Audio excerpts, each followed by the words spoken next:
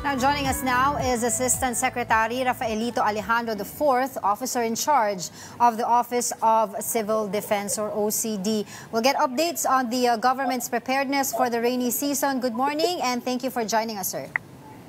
Yes, good morning. Magandang umaga sa atin lahat. Yes, ASEC, what specific preparations po has the OCD made in anticipation of heavy rains and possible flooding?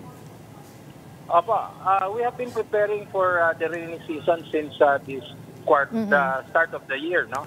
So we have been upgrading our resources, doing stockpiling of food and non-food items together with the SWD, and prepositioning these items at different strategic locations so that in time for response, they are already downloaded or near the areas where we can immediately distribute or provide assistance to the different LGUs. Which areas are these po, ASEC? We have strategic stockpile warehouses in Northern Luzon. We have one in Port Magsaysay. We have in Cebu and in Cagayan de Oro and Davao. So these are the strategic areas where we put our stockpiles.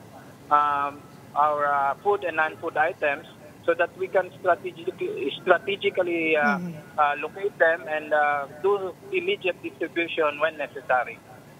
Alright, so kumbaga po, in essence, all systems go na just in case pag kailangan at least ando na ready na ipamigay. Opo. But ASEC, in case of mass evacuations, alam naman po natin na maraming mga pamilya po ang nade-displace, ano, pagka po may mga malalakas na bagyo at nagdudulot po talaga ng baha, no? What systems are in place naman po to support displaced families?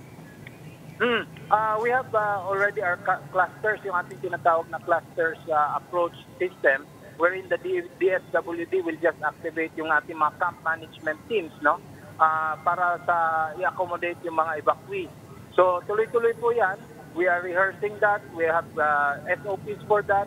And ina-enhance lang yan every now and then. So lahat ng mga evacuation centers are pre-identified.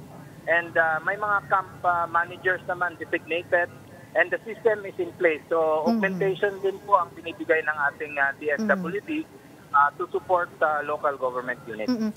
But what about po the possibility na yung iba pong mga families natin na would opt to stay in their homes kesa po pumunta sa mga evacuation centers?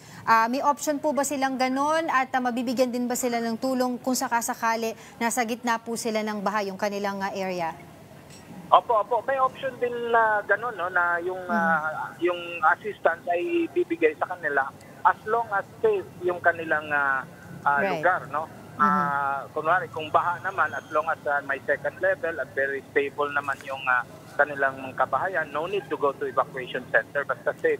But kung kailangan talaga, we urge them to relocate and go to their designated evacuation centers. Pero meron din tayong system of support dun sa mga hindi umaalis, lalo na kung talagang safe sila at nag-accommodate ng mga kamag-anak na nandun nanggaling sa mga areas na hindi safe. So, binibigyan din yan. Kasama po yan sa bilang na binibigay nating suporta. So, we support both in those inside and those outside the evacuation centers. Right. But ASEC, since you mentioned kanina, no, yung mga food packs and other essential relief goods have been pre-positioned na in vulnerable areas. Yung mga boats po ba and mga rescue equipment na kinakailangan din po natin sa pag-rescue ng mga madi-displace po nating families in time po na magkaroon ng baha, ay ito rin po ba ay ready na? Opo.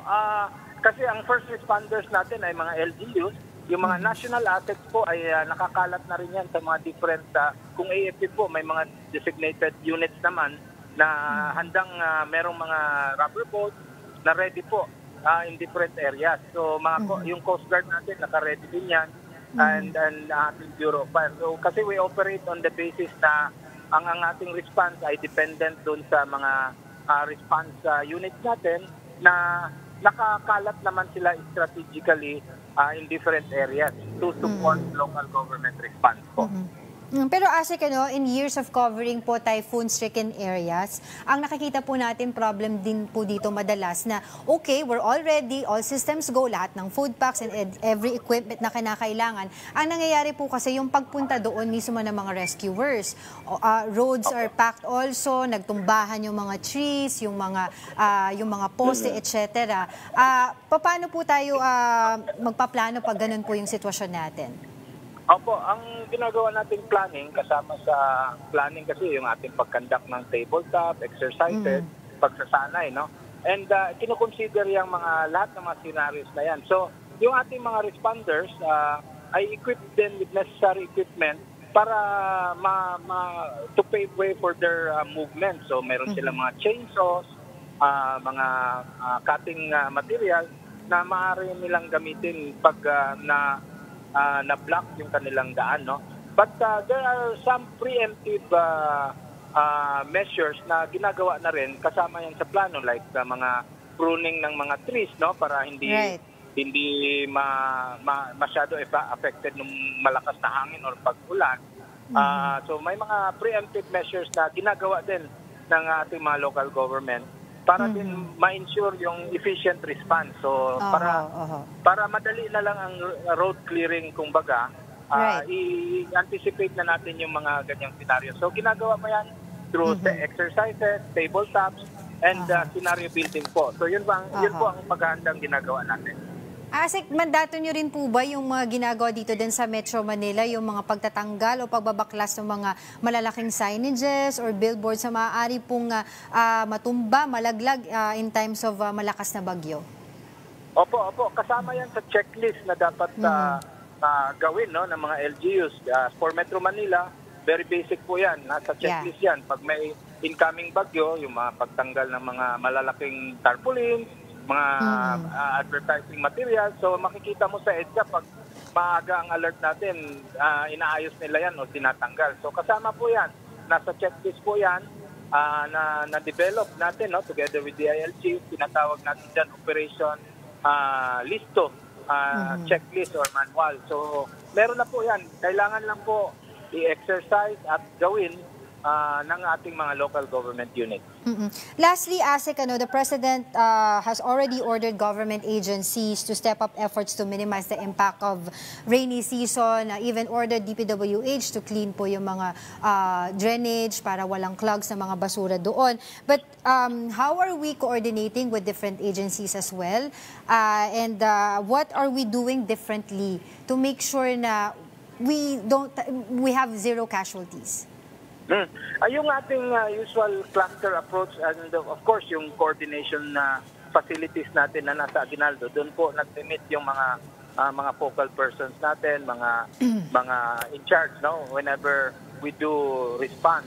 But isang bagong ginawa natin sa pangunguna ni Secretary Teodoro, itong pag-establish na ng interagency coordination cell dyan din sa amin sa OCD na mas gusto niya face-to-face yung interaction and immediate decisions are made right there and then. So na-activate po ito to support yung ating Emergency Operation Center. So itong ating interagency coordination cell, nandyan po yung mga decision makers ng different agencies kasi yun po ang delay natin pag representative lang tapos hindi siya authorized to decide.